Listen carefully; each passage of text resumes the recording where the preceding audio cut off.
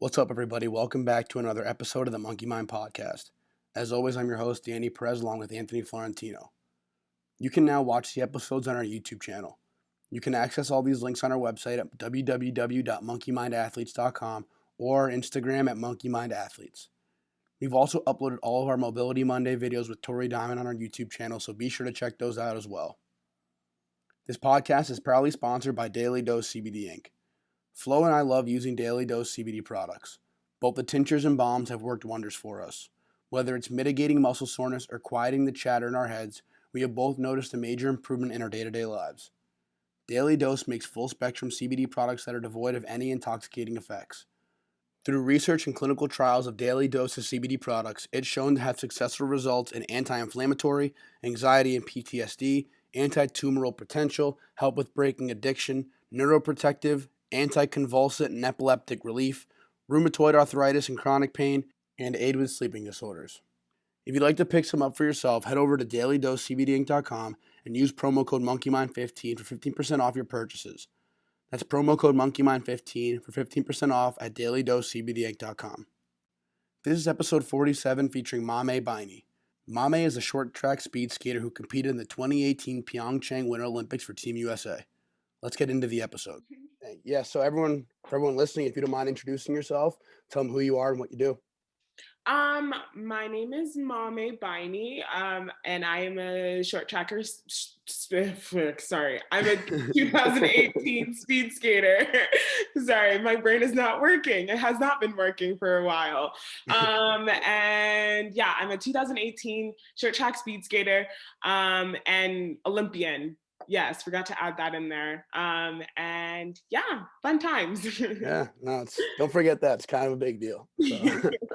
that small piece of information. Exactly. Yeah, so you're our first speed skater we've ever had on, our first Olympian as well. So it's really awesome. If you don't mind, just kind of give people a background of what the track is like for speed skating and kind of like the path that you have to take and, kind of the whole journey of how that starts to get where you're at.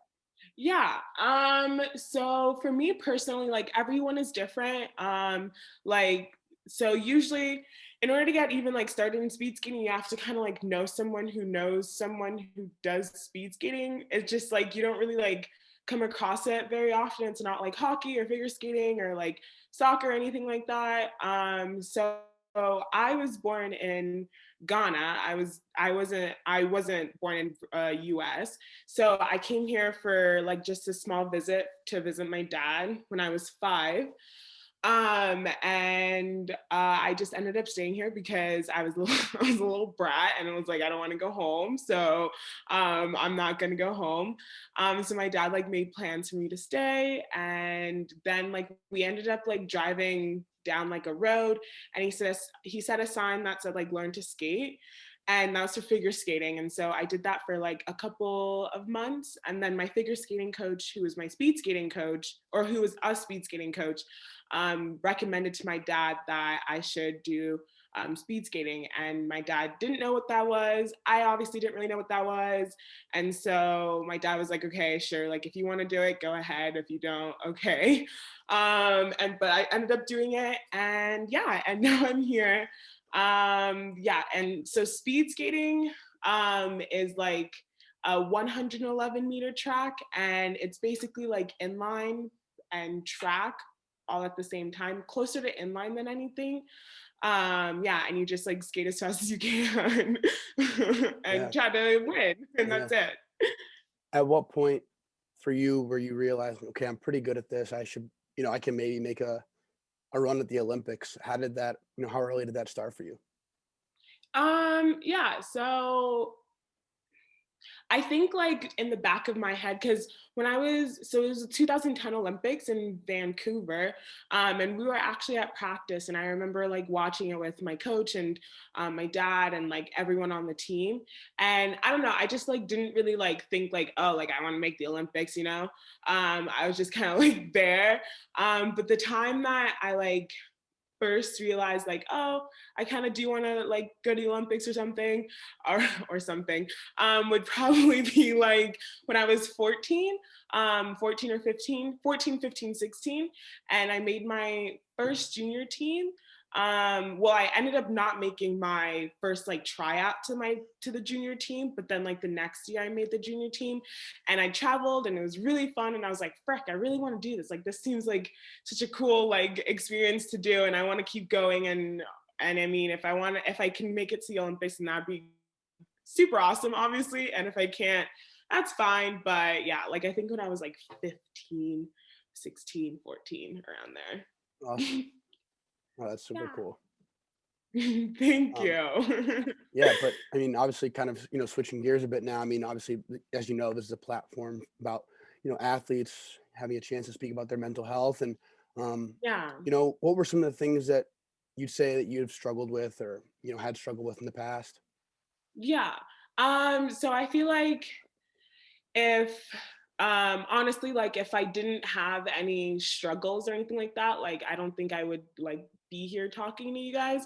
But like in the past like year especially has been like really, really difficult because I just feel like one, like obviously COVID, but also just because like I just feel like I wasn't getting the support that I need in like the speed skating world, and just like within like the group that or a yeah a group that I thought would be beneficial for my career.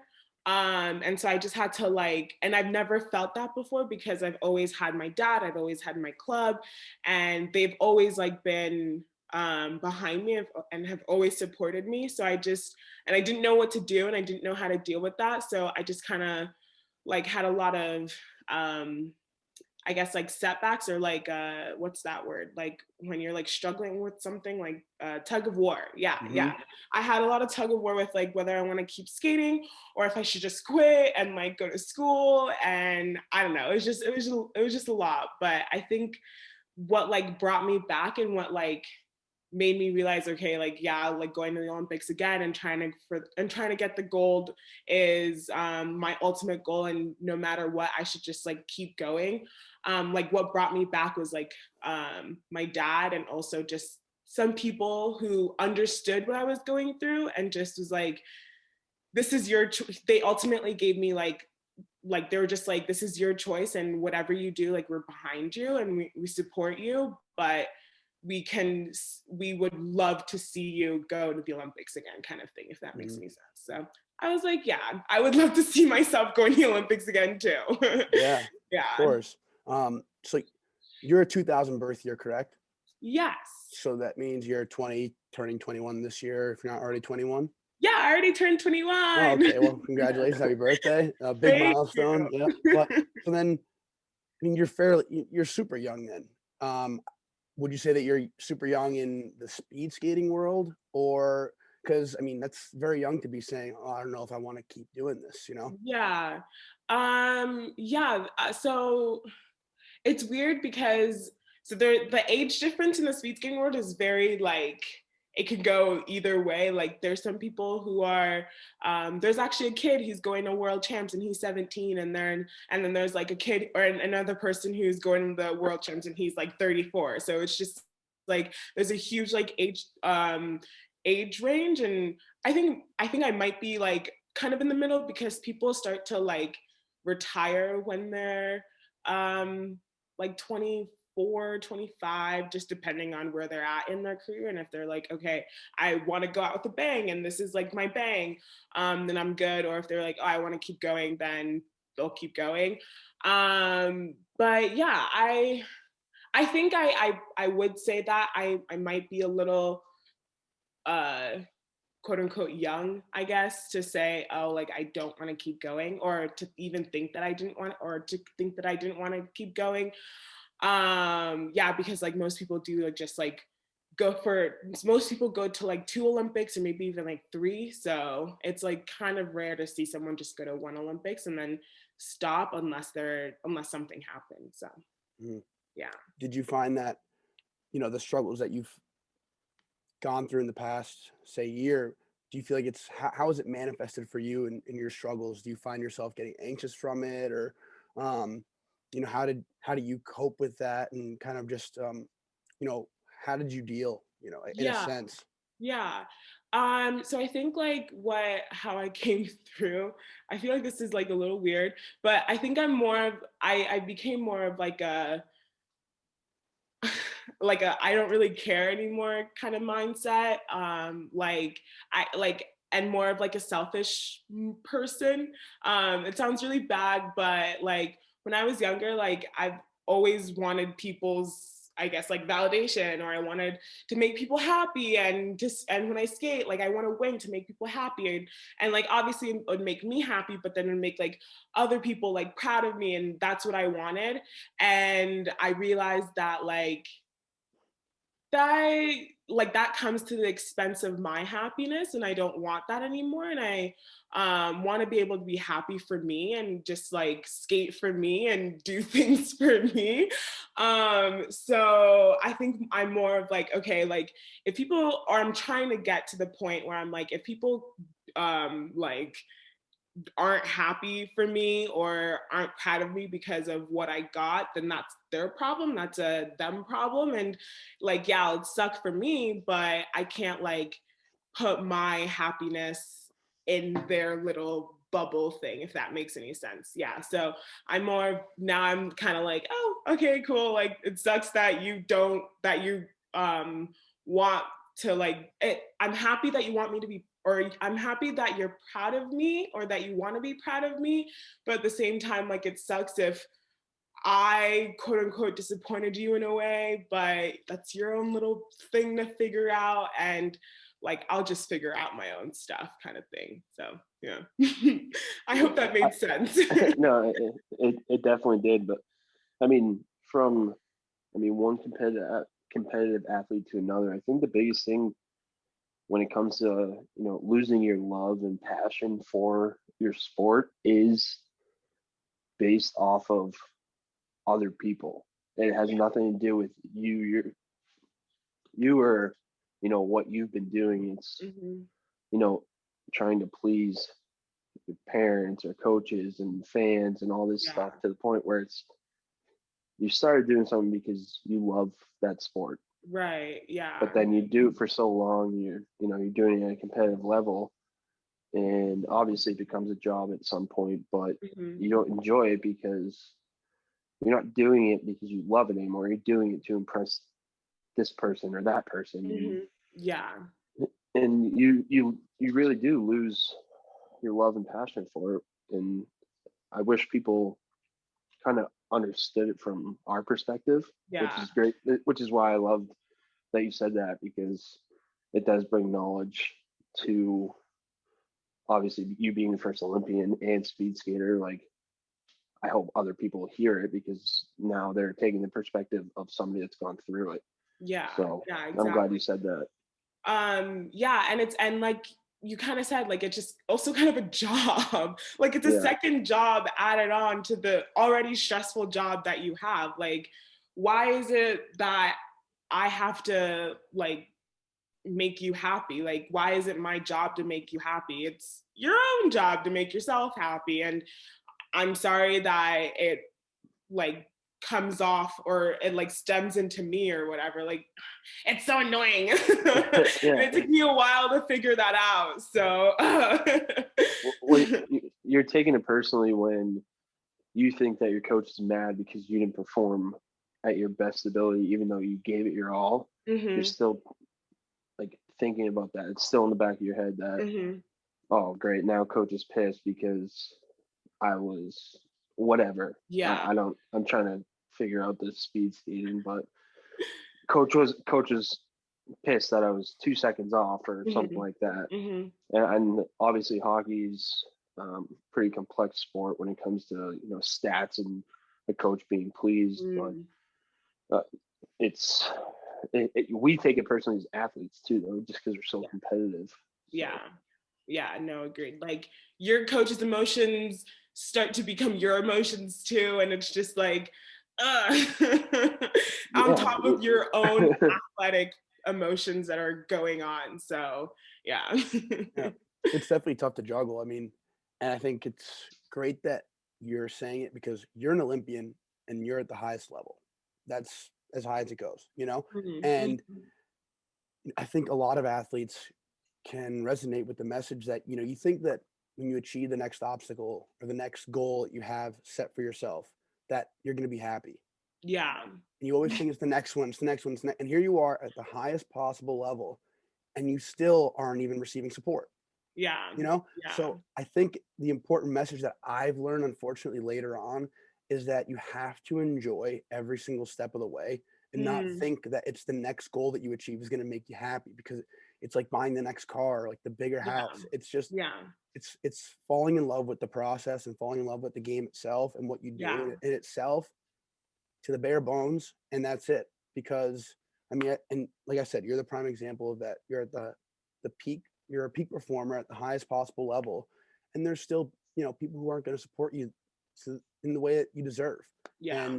And it just shows that it never ends. And Right. I think with that comes a lot of stress, comes a lot of anxiety, and it's always putting your happiness in others, because you know that validation of, oh, was that Hmm. was that good enough? I mean, I don't know. You're an Olympian. It should automatically right there be good enough. Like, what, you know what I mean? And Yeah. it just still never seems to be. Yeah. So Yeah. so Exactly. I Yeah, think no, that's I just completely agree. And like, that's also like one goal that I really, really want to achieve, like going into the Olympics or trying to go into the next games, is just to be content with everything, like just to be happy and going to the games like confident, and whether or not I do as well as I want, like just like, be content with every single step that I took in order to get there, and like was like, okay, I put in my every single freaking being and time and sweat and tears and all of these things into getting here. And if I'm not content with that, like, oh my gosh, I don't even know what would happen. But yeah, and then like adding on to the fact that like I wouldn't, like I in the back of my head, like thinking, okay, like if I got the support that I should have gotten during this journey, then like I would have been so much better, kind of thing, and not having that regret in the back of my brain. So yeah, that's why I felt like I had to like take myself out of a situation that I didn't feel like would help me in any way whatsoever in my career. Yeah, so yeah. Fun. yeah. What No, yeah. What exactly clicked for you? That caused you to say, okay, like, was it just one day you woke up and like, you know what, I'm tired of feeling like this, or did you have someone help you kind of work through the process and understand, like, this is what's going on? Talk about, like I said, what clicked for you? um So I am the person that like, if someone does me wrong or like does anything to me, I'm just like, oh haha, okay, that sucked, but let's like forget about it. And like it doesn't like raise any red flags to me, even though it should. And then it just like happens again over and over and over and over until I'm like crying like 24/7, can't control it, can't hide it or anything like that. And so the moment that like it clicked, where I was like, okay, like this is not who I am or even like how I should be feeling when I'm going to practice, would probably be like last January, or last December, like that time frame, when I was being constantly like in a way like humiliated because of my performance and because I wasn't doing well, and then being blamed for that, over and over again. And I was just like, what the heck am I supposed to do? Like, I'm not getting the same tools as other people on the team that I know works and that I can see works. And yet here I am being manipulated. Here I am being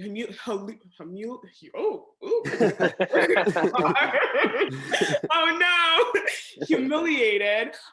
Here I am like crying my eyes out and even like communicating to you that I don't appreciate the way that I'm like being treated, and you still being like, oh, it's your fault. Like, this is why you're not doing well. This is exactly the reason why. So that was the turning point, because I've never had anyone manipulate me before, so I didn't know what that felt like. I've never been humiliated before, so I was just, because I've always been in my own little bubble, and I'm always just like, oh, okay, like I know that this is my fault, and I'll like try better. But the thing is, like, when I am trying better and you're not seeing that I'm trying better, and it's just like, and then you're putting the blame on me for everything that's going wrong on the team. I'm just like, what the frick? So yeah, that was my turning point, and I was just like, I'm done. I can't do this anymore. I'm literally gonna quit this sport if I continue to like be in this cycle. So yeah. Yeah. After that, I was like, I'm gonna go home and skate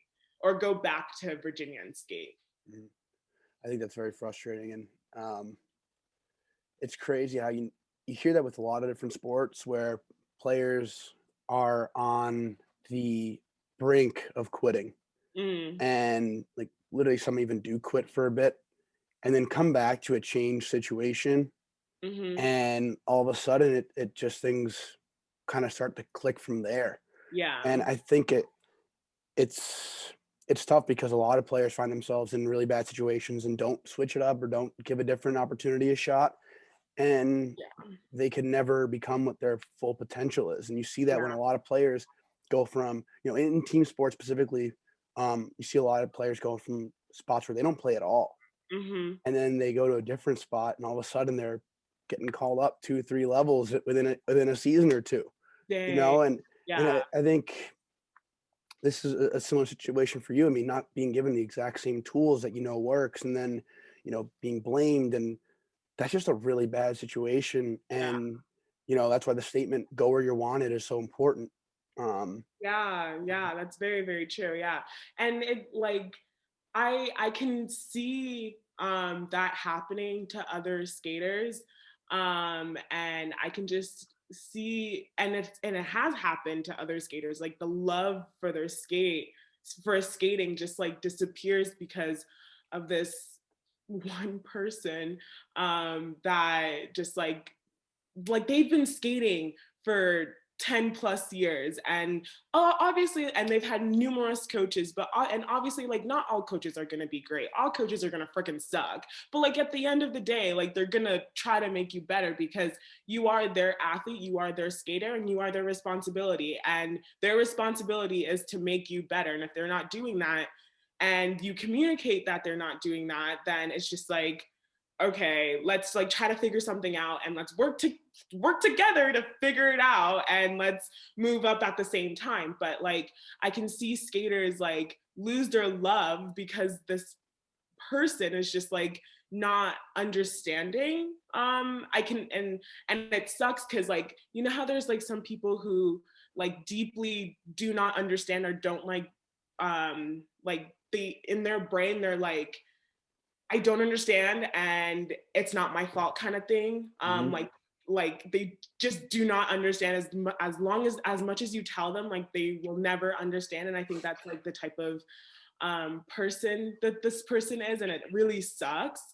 And I can also see like a certain person on the team just like not caring about skating anymore because they're not getting any better and they're not where they're supposed to be. So I completely understand what you mean. Yeah, it's not a fun cycle. And yeah, like going where you're wanted is so important, because in that type of environment, then you're gonna succeed. Like if people want you there, then you're gonna want to succeed. But if people don't want you in a certain place, you're gonna feel like crap and not want to do anything anymore. So Mhm. yeah. Yeah.